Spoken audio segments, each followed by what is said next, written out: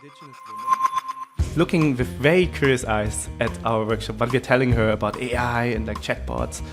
Marina Mura from the Mura people, and she approached us afterwards and said, "This is so fascinating. How can I get involved?" In this episode, I'm talking with David Dowell, an ETH Zurich alumni, a climate change AI expert, and chief scientist at GainForest Earth.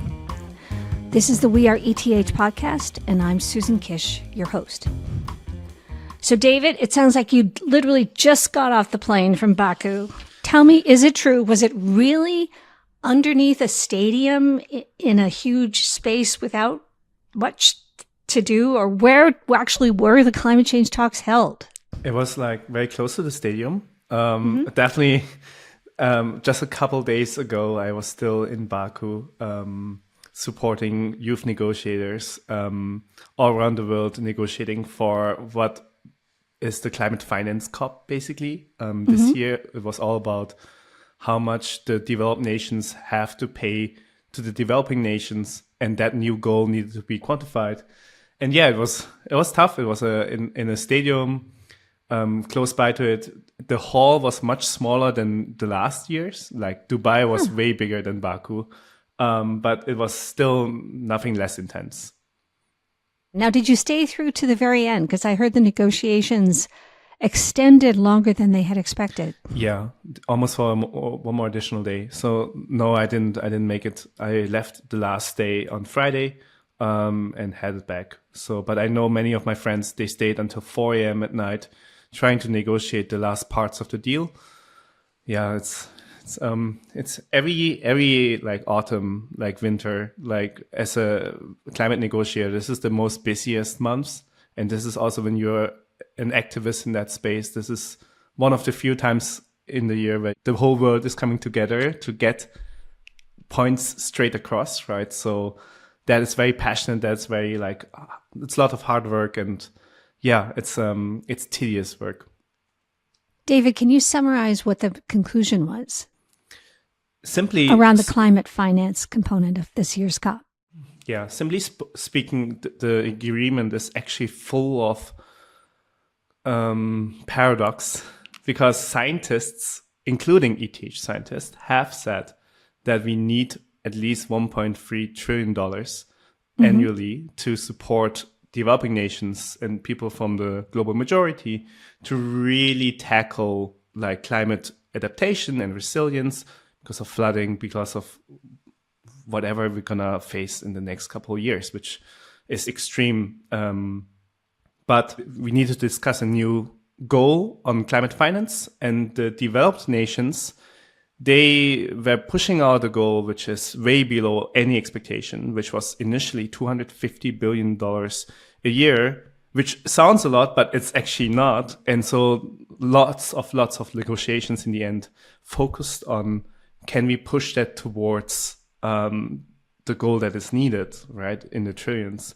But in the end, the deal was $300 billion per year. So the developed nations, including the European Union and the States, have agreed to push $50 billion additionally, which I think many countries, yes, they agreed on it for the sake of multilateralism, because we needed to get a deal out of Baku.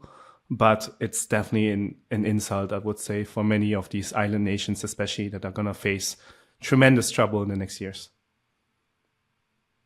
Can you describe for me, what are the roles of a youth activist? Do you have a seat? Is there a big round table and you guys have a seat at the table? Is it talking to the delegates and negotiators in the hallways? How does it manifest in the process of the talks? I think you're asking the right person. I'm not really youth activist anymore, but it has been my 7th COP. Wow. I've been attending every single COP since COP23 in Bonn. And initially with a lot of hope, then with a lot of frustration, and now again with a lot of hope, I have to say. So quite a traumatic journey. But I started as just a day pass. So as you mentioned, I'm the chief scientist of GainForest. The GainForest itself is a nonprofit, and we started actually at COP at the hackathon. We won the hackathon. I got my first pass to COP, And I was just a visitor, talking to some people, So presenting this was like the COP idea. at Bonn? That was That's the COP where at Bonn. you won a hackathon Yes. for your work? Oh, that's so cool. Okay. Exactly. It's all connected somehow. Yeah. And so that was my first COP, where I met like decision makers. I learned a little bit how the whole COP game works. So at COP, basically, it's kind of like, and I'm not a fan of this, but when you go to a conference and people look at the color of your badge, because the color of your badge tells you kind of what role you have in the conference. Sure. That happens a lot at COP. So basically yellow is an observer. So at COP, you can be an NGO observer that observes the negotiations, but you're not allowed to enter the negotiations. Okay. Then there's the press, of course, that is an orange badge. And then you have pink, which is party member. A party member, COP stands for Conferences of Parties. Party members are delegates from the countries, respective countries like Paraguay, like Switzerland, like the US, that come in a delegation to negotiate. And if you're a party member, then your badge is like purple. And if you're the party head, your badge is red, which is the most prestigious one. And then you have blue for the UNFCCC people. So these are all the kind of stakeholders at COP. These are all the people. So climate activists are in between the observers and the party members. Now, if I read correctly, you also were there because the most recent XPRIZE was going to be announced there. So can you talk to us about the XPRIZE and that whole process? Well, actually, let's go backwards. What happened at this Baku COP? And then let's go back to your engagement with the XPRIZE. So the Baku COP, GainForest.earth, we actually not because of the XPRIZE, but the XPRIZE came to COP then to present in the Singapore pavilion. But GainForest.earth, what we do is we create equitable technologies to support people on the front lines, nature communities, but also people in decision making, because we want to tackle the loss of nature and biodiversity. And we think there are two reasons for that. There's a lack of incentives in economics to preserve nature, but then there's also a lack of action from decision makers. So at COP, we launched for the second year an AI assistant called Polly. Polly, as in Polybox. Yes, like in Polybox or in Policymaker. So Polly. Yeah. Oh, okay. Good. And Polly is a chat assistant that speaks many, many languages. It's open source as well. And it allows, especially first year negotiators or negotiators whose primary language is not English, to translate and dissect and analyze really complicated policy texts really, really fast, oftentimes in their own language. And so we implemented this tool that is supporting many, many negotiators, 140 negotiators at COP this year, to basically do their work better, to come to conclusions better, and to not have language as a natural barrier when it comes to getting your point across, which is unfortunately very, very common, especially for the developing nations, right? So that's the main reason that GainForest and I was at COP. And then that's also part of the XPRIZE. So the XPRIZE is, I actually have it here. So this is the XPRIZE. Oh, that's so cool. Yes. So the XPRIZE has been a 5-year, $10 million competition when it comes to developing technologies to monitor rainforest and nature. And back in the early days of GainForest, we thought we would be like kind of crazy enough to win this prize. So we started registering for this prize, not knowing what would be the journey. And then we did pretty well. We went almost to the semifinals, right? So like shortly before the semifinals, we realized that ETH also has a team that also registered. They had the team leads of BioDiff Explorer back then, the ETH team. And they reached out to me, David, why are there two teams in Zurich, like almost like in the quarterfinals? What's that? We should work together. And we talked with each other. We got really well along, and we realized each of us has like a super great expertise. Christy in environmental DNA, Stefano in drones, and my expertise lies in AI and community building and decentralized science. And I was like, okay, let's get it together. And so we merged our That's so teams cool. to form ETH BioDivX, which then we co-led over the last 2 years. First in the semifinals in Singapore, where we competed and tested out our technologies. Then we were, initially there were 298 teams. We were the 16 teams in semifinals in Singapore. And then the next year, we were one of the last 6 teams who competed, so this year, in the finals in the Amazon rainforest. And and then 4 teams won a prize, and we were one of them. That is fabulous. Well, congratulations, David, to you and to your team. And also, it sounds like to the communities that you worked with.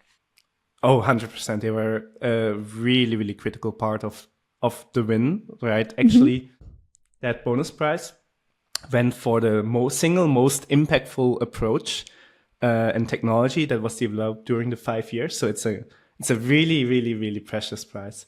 And so it's the impact prize. Oh, I like that. It's the impact prize, exactly. How did you find the community in the Amazon, or did the XPRIZE people, for this sort of application test, did the XPRIZE people identify that community? No, this is again me being crazy enough to think that I can just go to the Amazon and find the communities, which is what I did. So, but it's not too crazy, because one of the things that GainForest is really good at is that we exist for a while now, like 5 years, 2 years officially registered now in Zurich. So we have lots of connections with nature communities around the world. Plus you hang out with them at COP every year, right? We hang out with them at COP every year. We co-design technology together. So basically we have to work very closely together, right? And we have calls together.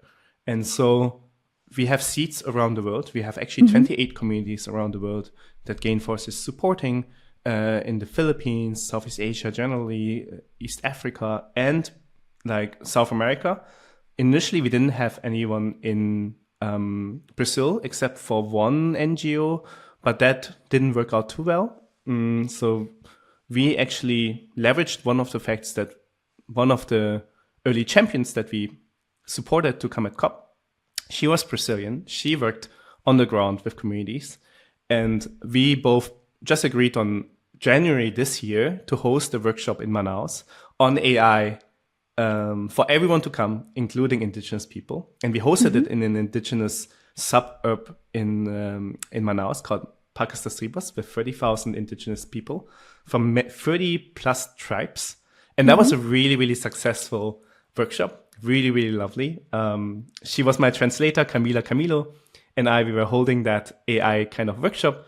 And then there was this wonderful indigenous woman looking with very curious eyes at our workshop, what we're telling her about AI and like chatbots. Marina Mura from the Mura people. And she approached us afterwards and said, this is so fascinating. How can I get involved, right? And then we actually worked with her over the next months and months ahead.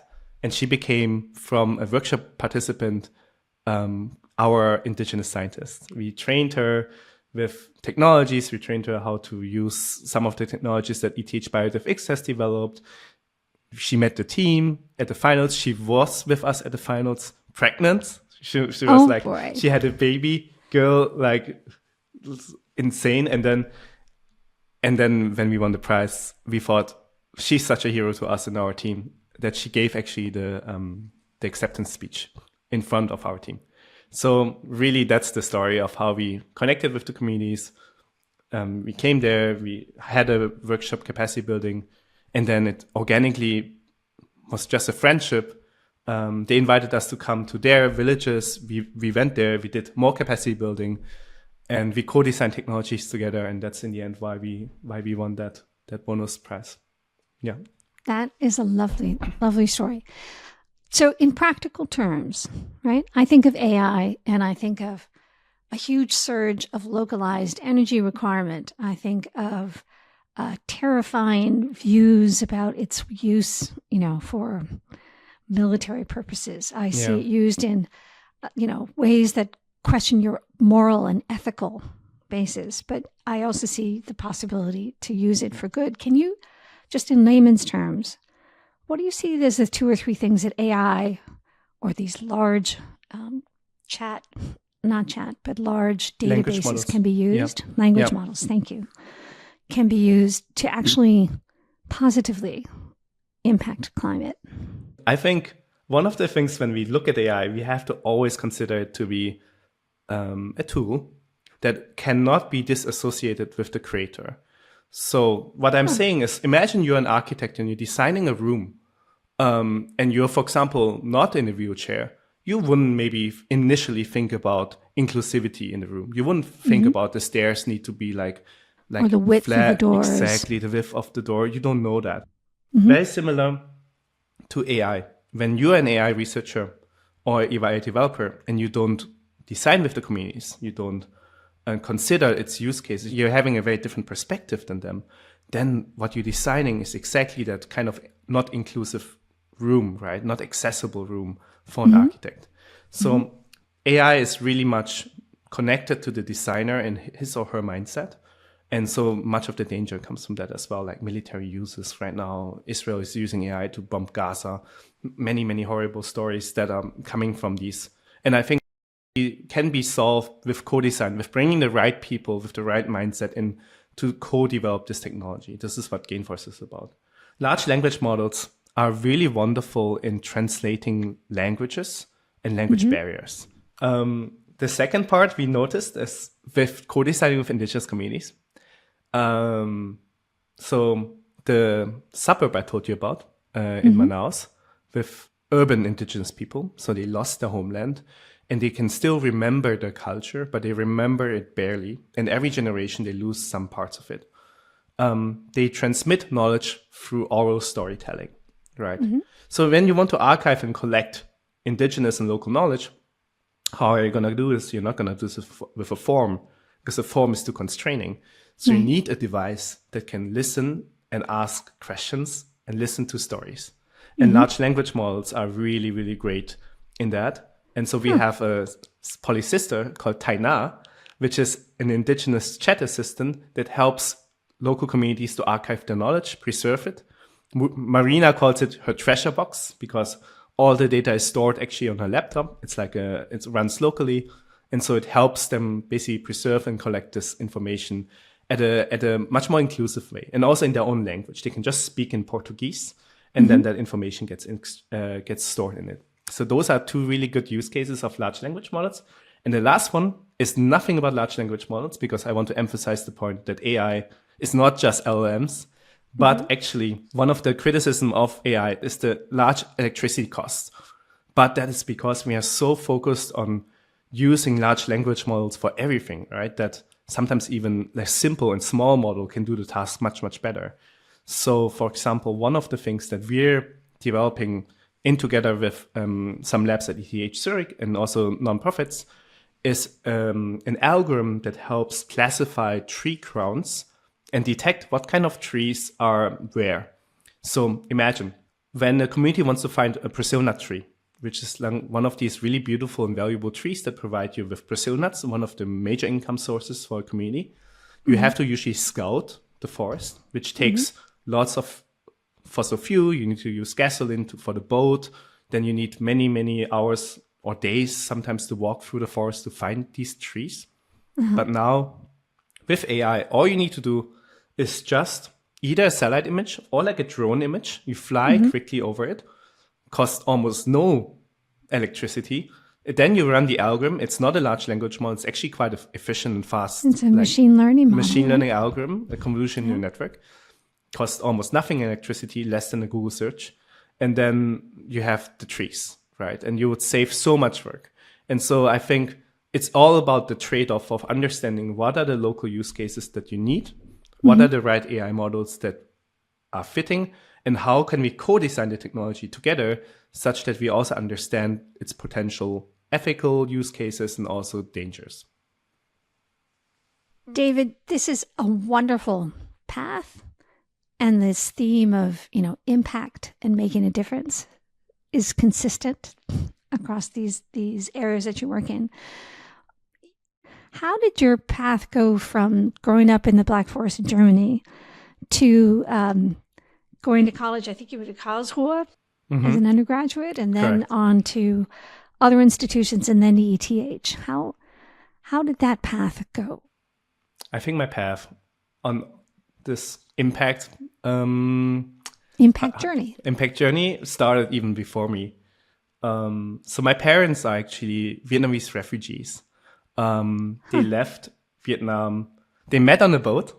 So after the Vietnam War in 1980s, when South Vietnam lost the war and the US lost the war against North Vietnam, my family was driven out due to economic reasons and also other political reasons out of their home country. And they fled with the last money. So my mom and my dad, they were in the same refugee boat. They fled in this fishing boat, hoping to reach Australia, because that's basically the path. Actually, 30% of the people who tried this journey didn't make it. It's like storms, pirates, diseases, and like shipwreck, right? It was a German ship that rescued my parents from the South China Sea. Yeah, it's a large freighter, like a German freighter, and it was run by a journalist and his friends, because like if you zoom in half around the world in Germany, they were sitting there watching the television unfolding this crisis with hundreds and hundreds of thousands of refugees drowning in the ocean right now, right? And they said they cannot just wait for governments to act. So they took their own time and their own money as friends, and they rented this boat, and they went out there to save my parents. Seriously, and 10,000 other they rented people. an ocean, Yeah. freight ship, Correct. and just went around South China Seas picking up. Yes. Oh, that's wow. Yes, That's an amazing story. And then they brought the people back to Germany. yes, correct. That's the story I basically grew up with, right? And that story in my back of my head is driving a lot of the things that you see today that I'm doing, right? Like when I go to school, of course, always a little bit with influence of parents, like how it is in an Asian culture. I went to Karlsruhe to study computer science because that's kind of the thing you do to make your mom proud. But then afterwards, once I get a little bit away from the proximity of my parents, so in Munich, I figured out some of the other topics that I got really interested in, including AI. I happened to get an internship and a thesis at MIT. So I went to Boston to write my thesis on AI for medical purposes. And then I actually happened to stay in the US, worked a little bit. But then after my master's, I did an internship in Silicon Valley, and I applied for ETH only as a PhD student because I know that I always wanted to come to ETH. That was kind of my... Why is that? Albert Einstein studied at ETH. He was crazy enough as well. So I don't compare He's the myself poster with... child of the institution. He is. And initially also like the professors were like, who is this guy, right? Like, why is he so weird? And in the end, he's the poster child now. So for me, kind of... That was a good role model? It's a role model, definitely. It's always been. Yeah. It's a really good role model. Yes. So you're in Stanford, so you decided you didn't want to do your PhD out there. You wanted to come back to Europe and study at the ETH. Why? Yeah. Was there a professor you wanted to work with, or was it the institution itself, or what caused you to say, that's my beacon, that's where I want to go? Oh, no, I love Zurich. So Zurich is the most beautiful town in the world. I've been to many, many places now, right? But I still think nothing beats the mountains, the lake. I like the Swiss people and the just the air and nature itself. It's so stunning. So when I applied for ETH, it was also secretly to just live in Zurich, but also because of my role model, Albert Einstein. Right. And so I was like, okay, there's no discussion. I didn't even apply for any other universities. I was like, I know exactly what I want. And I'm going. Yeah. How did the ETH prepare you for what you're doing? ETH itself, I think, is such a colorful institution in many ways. It has people from all spaces in the world that really... I collected many, many beautiful friendships during my time at ETH. We both shared laughters, but also like stressful moments, as any academic career is. Of course. And I think having this really, really strong network and bond together really helped support a lot. It also helps for the credentials. ETH is a very famous university. So when I tell people about the ideas that I have, I think if I wouldn't be at ETH, they would consider me a little bit like a dreamer. I'm sure they still do, but ETH really helps like put there like a certain kind of label of trust, that you can trust this guy. He knows what he's doing. So as an individual, right? How can somebody who shares your objectives, who shares your mission, who shares your vision, what can an individual do to support the cause? We as people already know, like, okay, eating meat and also certain kind of lifestyles are maybe less sustainable than others. But I think the single most important thing that we can do is to understand that it's not our fault. It's not the single individual footprint that is causing that mess. It's the fossil fuel industry itself that is actually trying to make us believe that it's our fault. And so they secretly can continue polluting, right? The only thing to tackle fossil fuel industry is to raise awareness that the major CEOs and these companies are the ones at fault, and they cannot continue hiding, right? They are very successful with the marketing campaigns and greenwashing campaigns to hide and try to give the blame to others. But actually, it's them who need to change. And so there are two ways people can tackle this.